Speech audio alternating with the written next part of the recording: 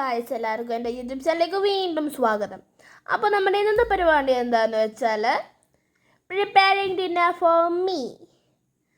അപ്പോൾ എനിക്ക് ഇന്ന് ഡിന്നർ ബ്രെഡും ബട്ടറും ആയിരുന്നേ. വൺ ഓഫ് മൈ ഫേവറേറ്റ് ഫുഡാണിത്. എനിക്ക് ഭയങ്കര ഇഷ്ടമാണ് ഈ സാധനം.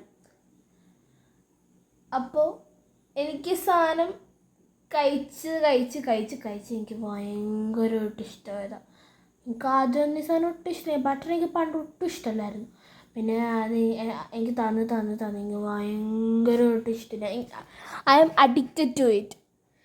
അങ്ങനെ കഴിച്ച് അവസാനം അഡിക്റ്റായിപ്പോയി എന്ന് വേണേൽ പറയാം.